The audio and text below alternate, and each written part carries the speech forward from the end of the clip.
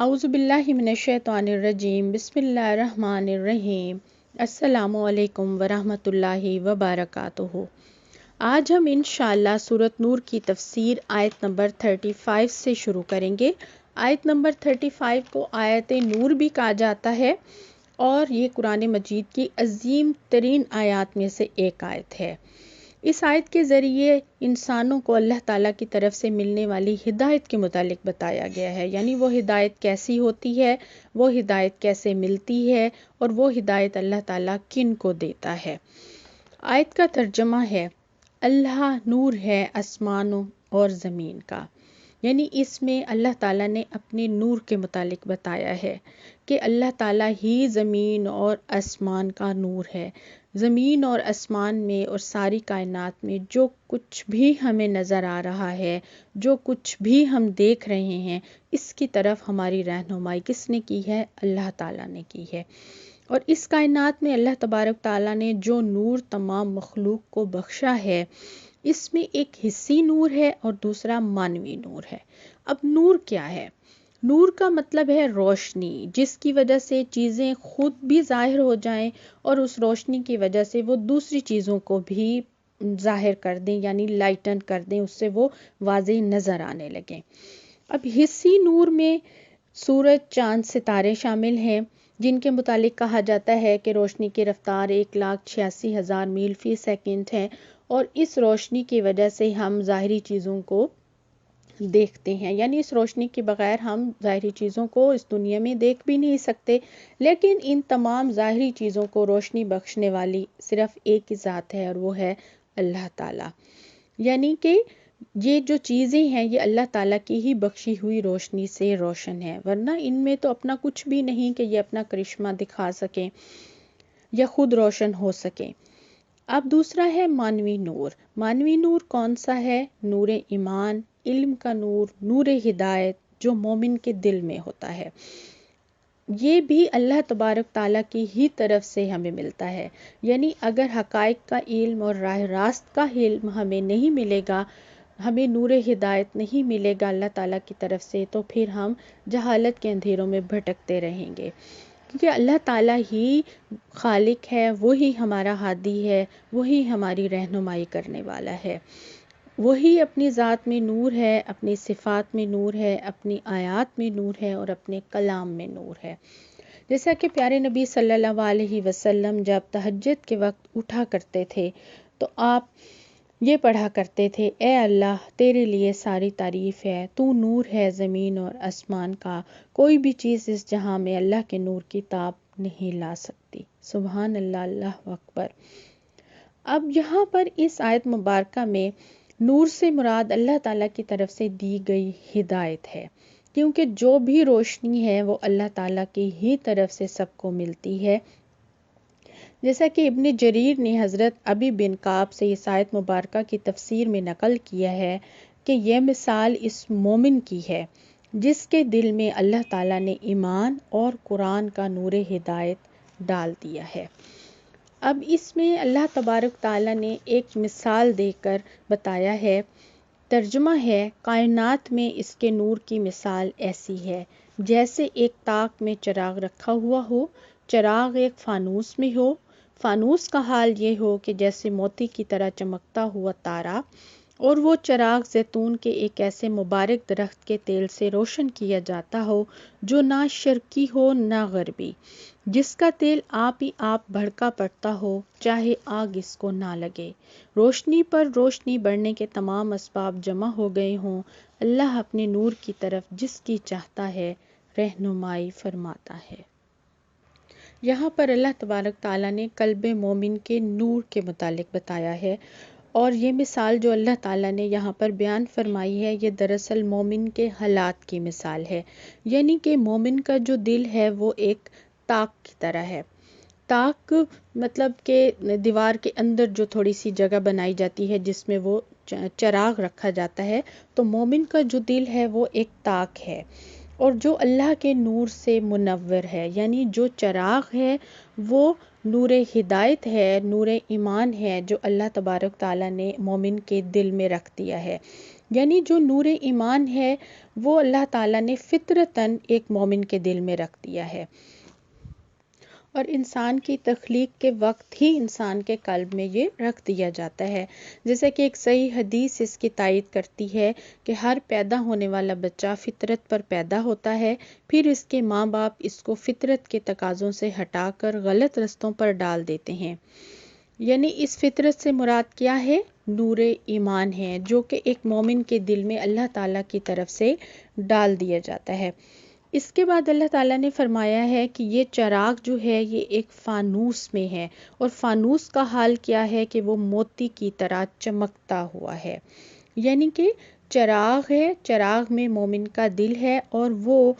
چراغ جو ہے وہ اتنا زیادہ چمکدار ہے، اپنی صفائی اور خوبصورتی کی وجہ سے وہ ایسا لگتا ہے جیسے چمکتا ہوا ستارہ ہو یا موتی کی طرح وہ چمکتا ہوا ہے۔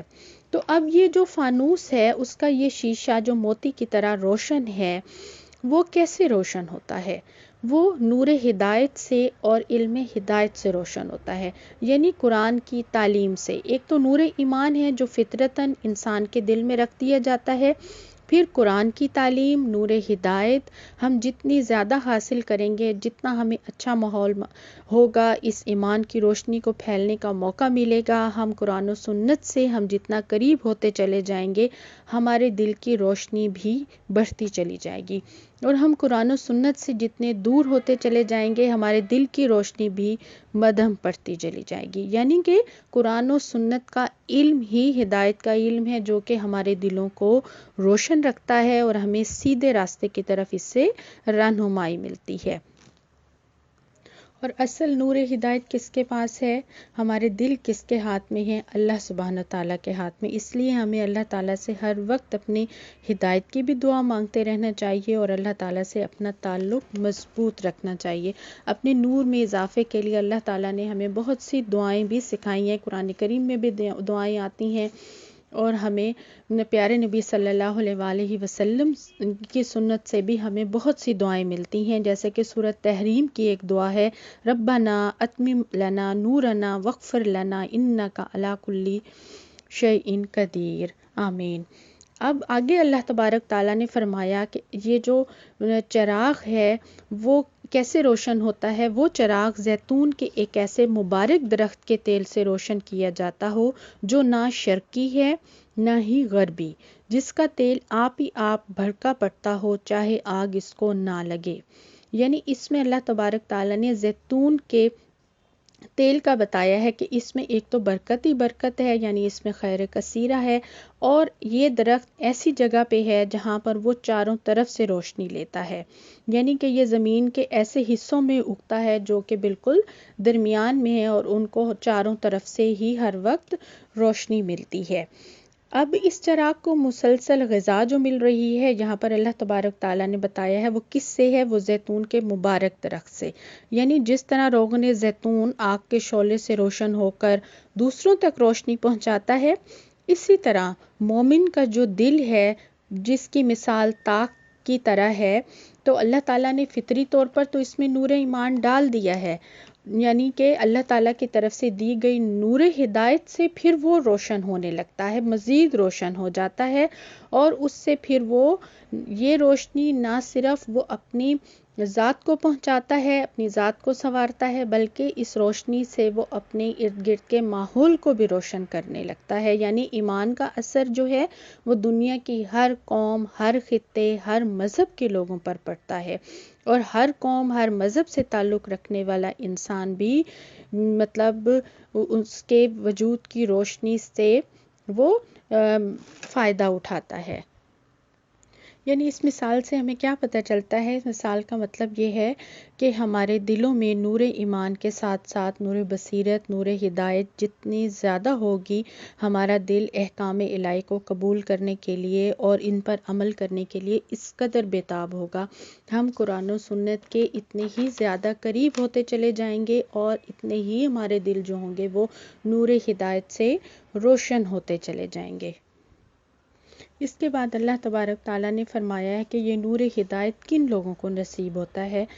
اللہ تعالیٰ فرماتے ہیں کہ اللہ اپنے نور کی طرف جن کی چاہتا ہے رہنمائی فرماتا ہے۔ یعنی یہاں پر اللہ تعالیٰ کا دوسرا قانون بتایا گیا ہے کہ اللہ تعالیٰ کی جو ہدایت ہے انہی لوگوں کو نصیب ہوتی ہے جو نور ہدایت کے طالب ہوتے ہیں۔ یعنی کہ فطری رہنمائی تو سب کے لیے ہے، لیکن ان سے فائدہ وہی اٹھائے گا جن کے اندر ذاتی طلب ہوگی، جو کہ خود کو قرآن و سنت سے جوڑے رکھے گا اور جو کہ احکام الہی پر اور سنت رسول پر عمل کرنے کی کوشش کرتا رہے گا۔ تو اس سے ہمیں کیا سبق ملتا ہے کہ ہمیں تکبر، سستی، تعصب کو چھوڑ کر خالص اللہ تعالیٰ کی تعلیمات جو ہمیں قرآن و سنت سے ملتی ہیں ان کو ایک تو حاصل کرنے کی کوشش کرنی چاہیے اور ان کو سیکھنے کی کوشش کرنی چاہیے اور ان سے پھر فائدہ اٹھا کر اپنی اصلاح کرنی ہے۔ اس سے پھر انشاءاللہ ہماری اپنی ذات بھی روشن ہوگی اور اس سے پھر ہمارا ماحول بھی اس نور ہدایت سے روشن ہوگا۔ اس کے ساتھ ساتھ ہمیں دلوں کو منور کرنے کے لیے اور ہدایت کے لیے ہمیں جو بہت سی دعائیں قرآن پاک میں بتائی گئی ہیں، ہمیں پیارے نبی صلی اللہ علیہ وسلم نے جو ہمیں سکھائی ہیں، وہ ہمیں مسلسل اپنے حق میں مانگتے رہنا چاہیے۔ اور یہاں اس آیت میں نور علی نور کا بھی یہی مطلب ہے کہ اللہ تعالیٰ کا نور ہدایت جب مومن کے دل میں آتا ہے تو جو اس کو فطری طور پر نور ایمان اللہ تعالیٰ کی طرف سے دیا گیا ہے تو پھر اس نور ایمان میں اور زیادہ اضافہ ہو جاتا ہے، اور اس روشنی کو بڑھانے والی چیز کیا ہے؟ قرآن پاک اور پیارے نبی صلی اللہ علیہ وآلہ وسلم کا اسوہ حسنہ، یعنی نور علی نور، پہلے ایمان اور پھر اس کے بعد دین کی تعلیم۔ اللہ تبارک تعالیٰ ہماری نیتوں کو خالصتاً اپنے لیے کر لے، کیونکہ جس کی نیت خالصتاً اللہ تعالیٰ کی رضا کے لیے ہوگی، اللہ تعالیٰ اس کو اس کے نور تک ضرور پہنچا دے گا انشاءاللہ، اور اس کو وہاں تک راہ بھی دکھا دے گا۔ اس کے بعد اگلی آیت میں اللہ تبارک تعالیٰ نے فرمایا کہ اس کے نور کی طرف ہدایت پانے والے ان گھروں میں پائے جاتے ہیں جنہیں بلند کرنے کا اور جن میں اپنے نام کی یاد کا اللہ نے اذن دیا ہے۔ اب اس آیت میں اللہ تعالیٰ نے ایسے لوگوں کا بتایا ہے جنہیں اللہ تبارک تعالیٰ نے نور ہدایت عطا کیا ہوتا ہے۔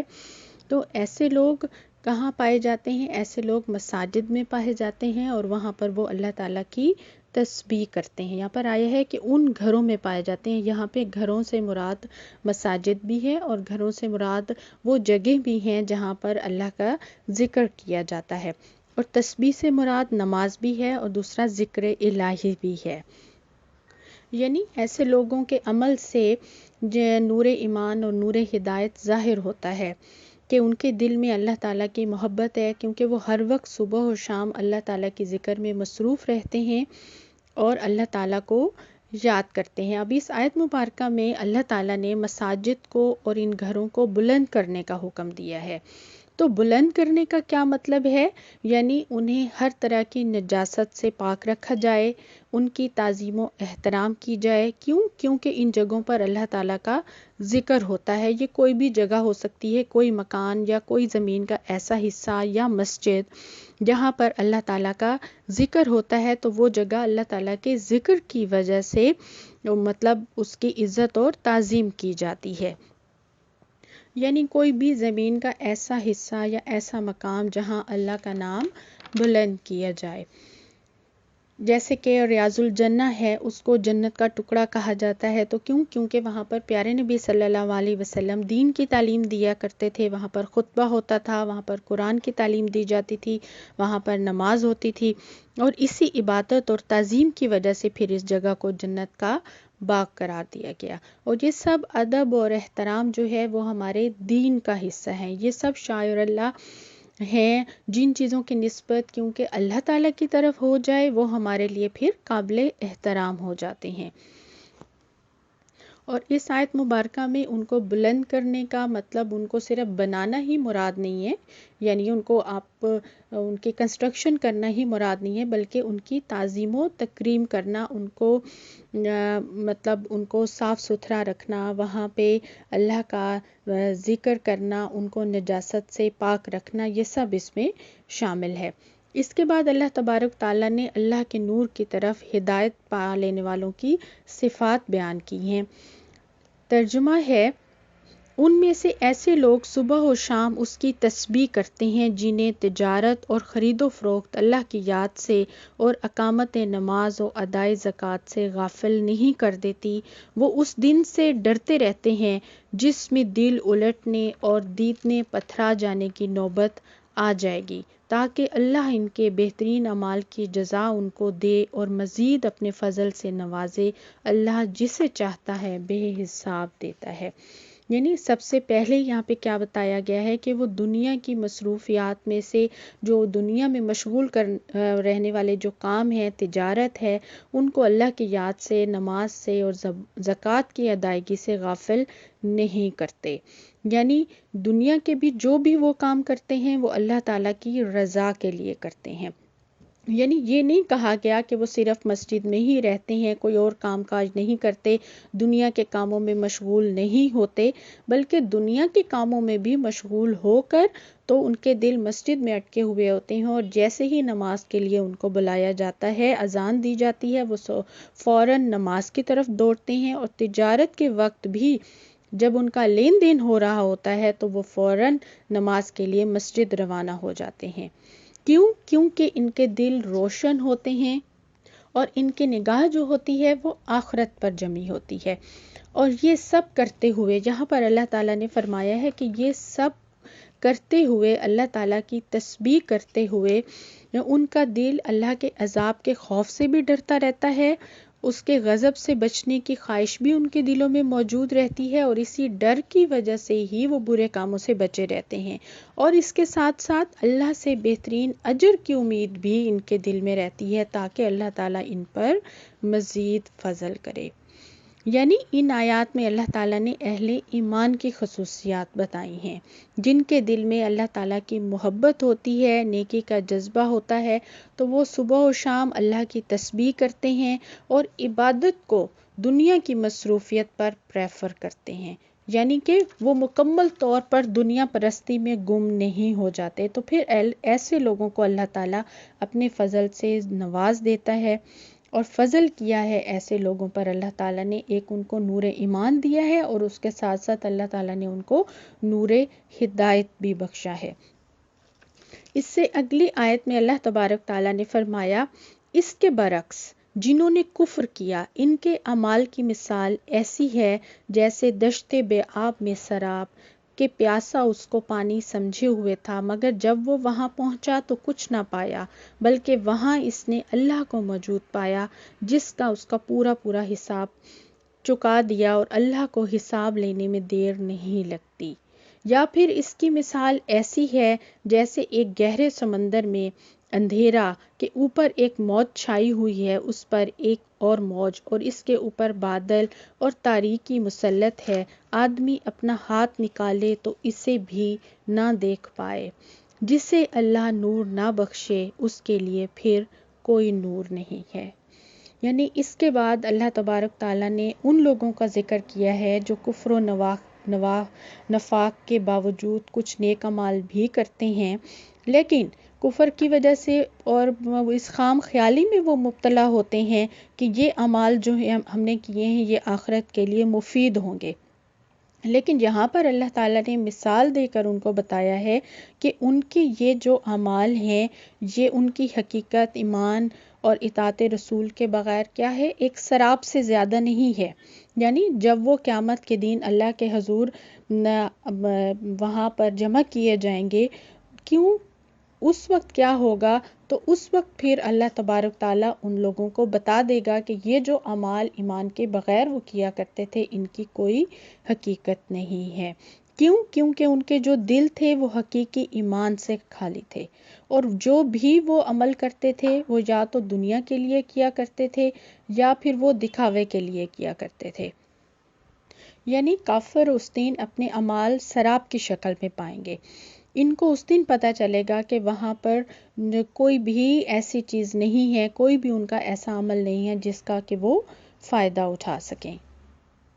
اس لیے یہاں پر اللہ تعالیٰ نے ایسے ہی لوگوں کی مثال بیان کرتے ہوئے فرمایا ہے کہ جس طرح کسی ریگستان میں ایک پیاسا دور سے مطلب چمکتی ہوئی ریت کو وہ کیا سمجھتا ہے کہ یہ پانی ہے، تو وہ سمجھ کر اس کی طرف جاتا ہے کہ وہ اپنی پیاس بجھائے گا، اور جب وہ پیاس کا مارا اتنا سفر طے کر کے ریت کا میدان طے کر کے دوڑتا ہوا وہاں تک پہنچتا ہے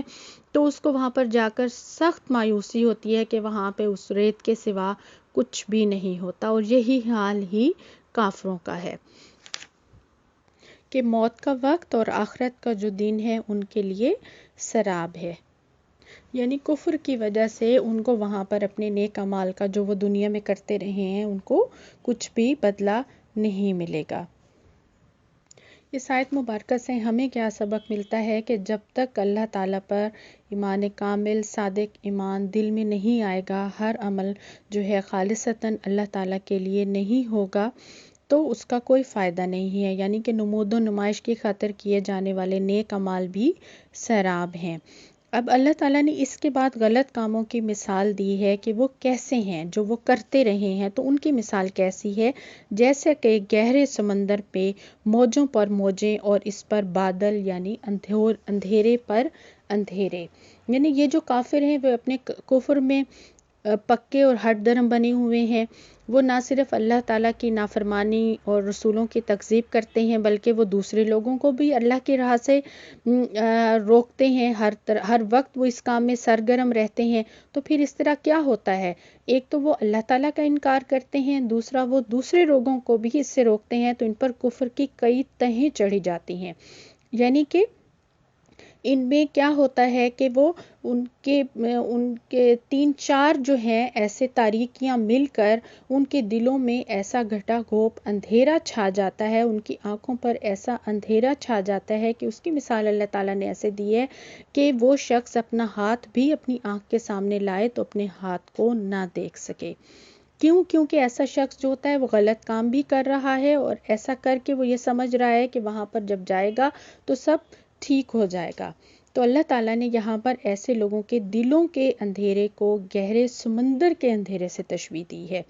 کہ جس طرح گہرے سمندر میں اندھیرا ہوتا ہے، بالکل اندھیرا ہوتا ہے، یعنی وہاں جو بھی جانور رہتے ہیں وہ بھی ایک دوسرے کو نہیں دیکھ سکتے، مطلب ان کی وہاں پہ آنکھیں بھی نہیں ہوتی، اور بس ان کے جو جانور ہوتے ہیں ان کے اعضاء کو کچھ اس طرح اللہ تعالیٰ نے روشنی دی ہوتی ہے کہ اس روشنی کی وجہ سے وہ اپنا راستہ تلاش کرتے ہیں، تو مطلب وہاں پہ اتنا اندھیرا ہوتا ہے کہ کچھ بھی نظر نہیں آتا۔ اس طرح اللہ تعالیٰ نے یہاں پر ایسے لوگوں کے دلوں کو کہا ہے کہ ان کے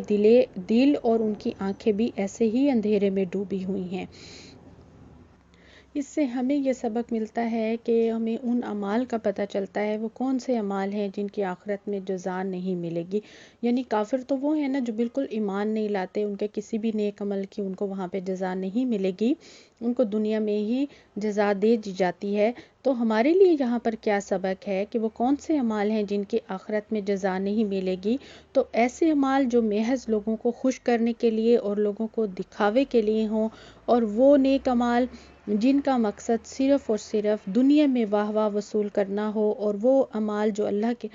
کے احکامات اور سنت رسول صلی اللہ علیہ وآلہ وسلم کے مطابق نہ ہوں۔ اس لیے ہمیں ہر وقت اللہ تعالیٰ سے اپنے دلوں کی ہدایت کے لیے دعا کرتے رہنا چاہیے۔ آگے اللہ تعالیٰ نے فرمایا جسے اللہ نور نہ بخشے اس کے لیے پھر کوئی نور نہیں، یعنی کہ جسے اللہ تعالیٰ ہدایت نہ دے تو وہ پھر کہیں سے بھی ہدایت نہیں حاصل کر سکتا، پھر وہ اندھیروں میں ہی بھٹکتا رہ جاتا ہے۔ اللہ تعالیٰ ہم سب کے دلوں کو نور ایمان، نور قرآن اور نور ہدایت سے بھر دے، آمین۔ اب اس سورہ میں ہم وہ تمام احکامات سیکھ رہے ہیں جن پر عمل کر کے ہم اپنی زندگیاں، اپنا معاشرہ سنوار سکتے ہیں، نہ صرف ہم اپنی ذات کو، اپنی پرسنالٹی کو روشن کر سکتے ہیں بلکہ ان پر عمل کر کے ہمارا سارا ماحول بھی روشن ہوگا انشاءاللہ۔ اور اس نور کو حاصل کرنے کے لیے اللہ تعالیٰ نے ہمیں سورس بھی بتا دیا ہے، وہ کیا ہے؟ قرآن و سنت، یعنی قرآن و سنت کی تعلیمات کو سیکھ کر، ان سے فائدہ اٹھا کر، ان پر عمل کر کے ہی ہماری اصلاح ہو سکتی ہے، اور جتنے ہم قرآن و سنت سے دور ہوتے چلے جائیں گے ہماری دنیا کی بھی مشکلات بڑھتی جائیں گی اور آخرت میں بھی پھر ہمیں کوئی فائدہ حاصل نہ ہوگا۔ السلام علیکم ورحمۃ اللہ وبرکاتہ۔